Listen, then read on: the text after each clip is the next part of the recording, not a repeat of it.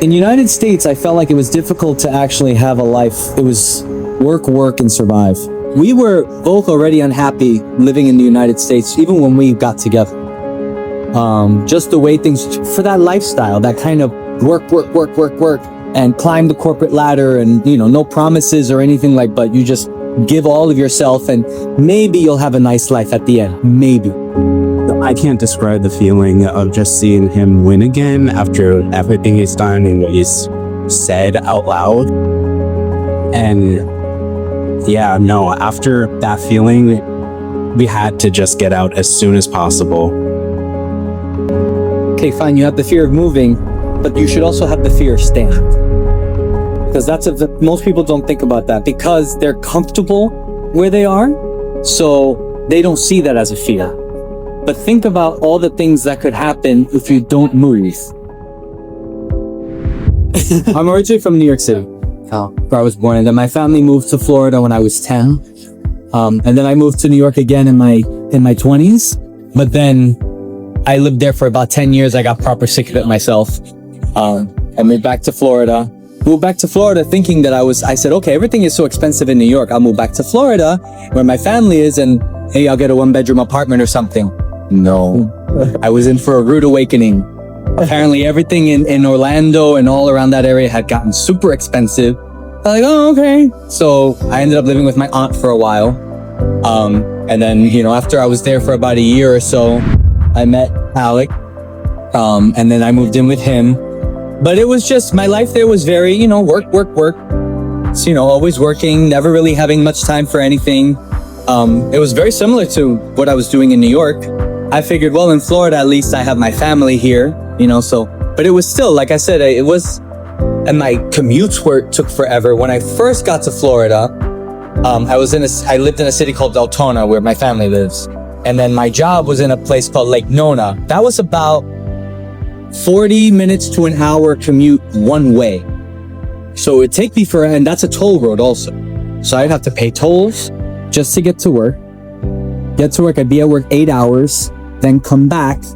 And usually by the time I got home, I was exhausted. And then after we were together for about 4 years, I finally quit those types of jobs, then what we call the 9 to 5, you know what I mean?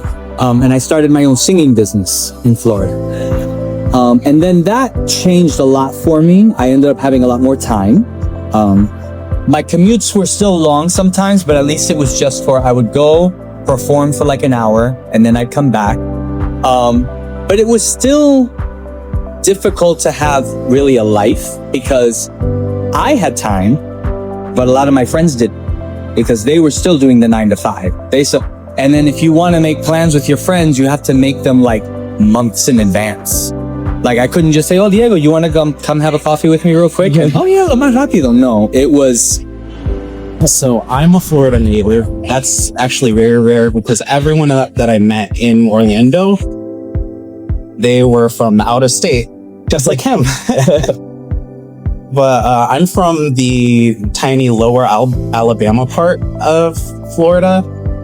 And it was very closed off. Like it was a very conservative little town. I couldn't be me. Like I never came out to my mom until I was like 21.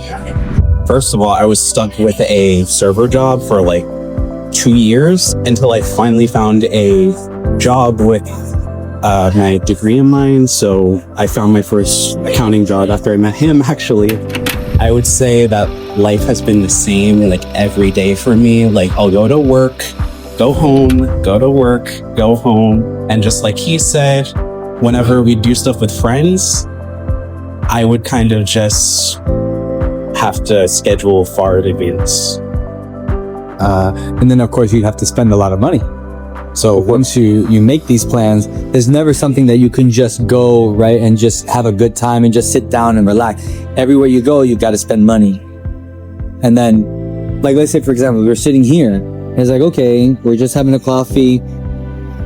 In the States, once you've been here for a second, you kind of get the feeling like, okay, are you done?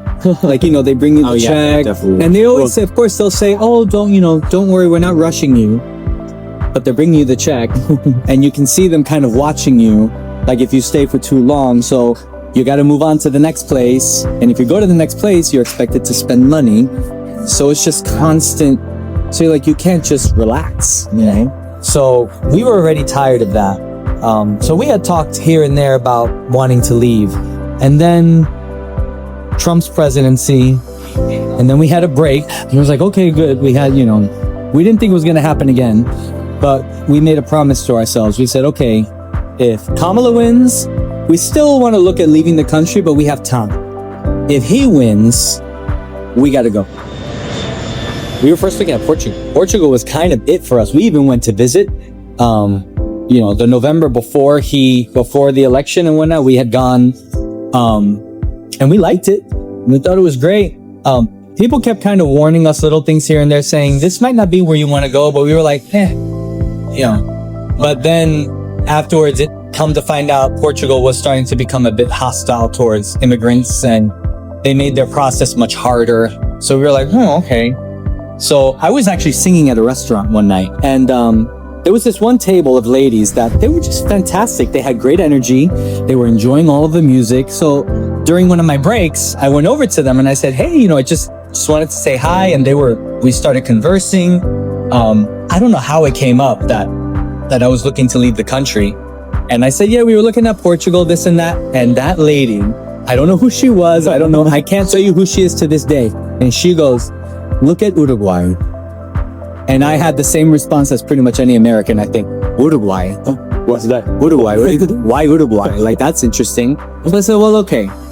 Well, Alec here is the major. You put a seed of an idea in his head, and he will go. So I said, babe, I had this woman at the hotel tell me that we need to look at Uruguay. He had the same response, right? Like, what Uruguay? Where is that? What is that? But he started going online. And it was almost like daily.